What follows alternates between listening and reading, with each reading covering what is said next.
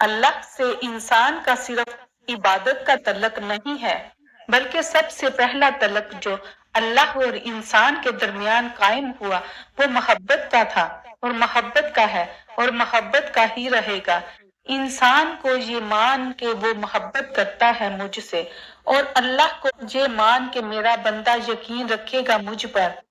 ہم تو شاید اس کا مان سلامت نہیں رکھ سکے، مگر حیرت ہے اس کی محبت میں پھر بھی کوئی کمی نہیں آئی۔ وہ کئی نافرمانیوں کے بعد اور اللہ کو یہ مان کہ میرا بندہ یقین رکھے گا مجھ پر، ہم تو شاید اس کا مان سلامت نہیں رکھ سکے، مگر حیرت ہے اس کی محبت میں پھر بھی کوئی کمی نہیں آئی۔ وہ کئی نافرمانیوں کے بعد بھی ہمیں سنتا ہے، ہماری دعائیں قبول کرتا ہے، ہماری تکلیف کو سمجھتا ہے، اور جانتے ہو یقین کیا ہے کہ جب وہ انتظار کا کہے تو انتظار کیا جائے، جب وہ کسی چیز کو دور کر دے تو اس سے دور رہا جائے،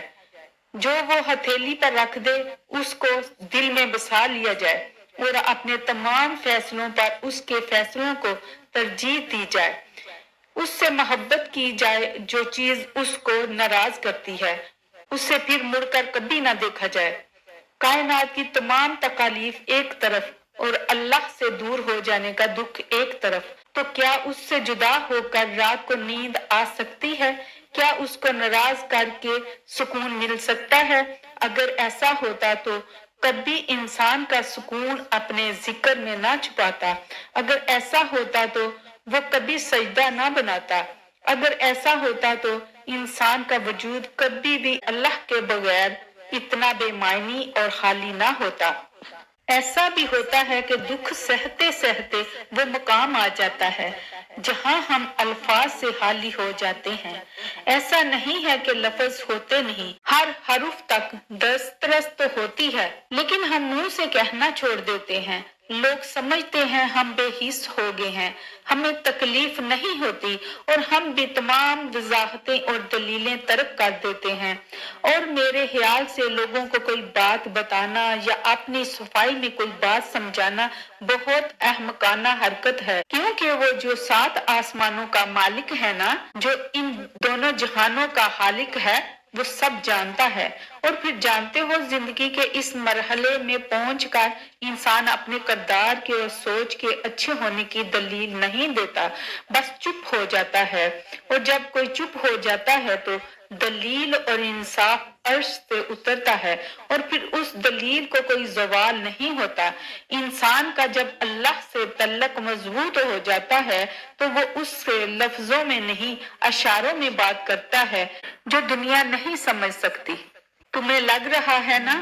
کہ تم ہمیشہ یوں ہی تڑپتے رہو گے؟ میں تمہیں ایک حقیقت بتاؤں، جس مقام پہ تم ہو اس مقام پہ سب کو ایسا ہی لگتا ہے، تمہارا خوف ہی تمہیں انسان بناتا ہے، لیکن پھر اس خوف کے باوجود بھی یقین کا انتخاب کرنا تمہیں مومن بناتا ہے۔ تم جانتے ہو معجزے مومنوں کے لیے ہی ہوتے ہیں،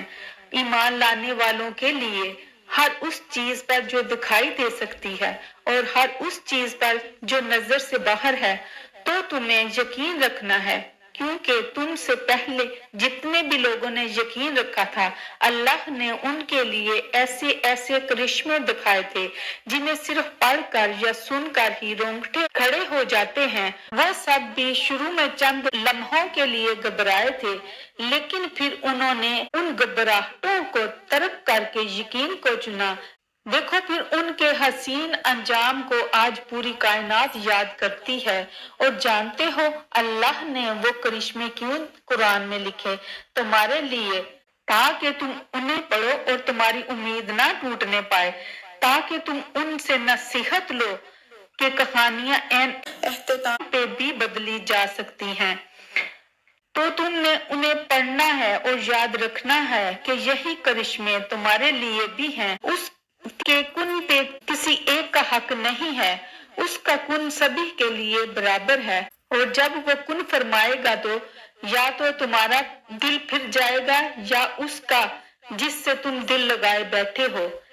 یا ہو سکتا ہے تم دونوں کا۔ تم ہمیشہ تڑپتے ہوئے کبھی نہیں رہو گے، تمہیں بدل دیا جائے گا سمیت تمہارے سامنے کے منظر کے۔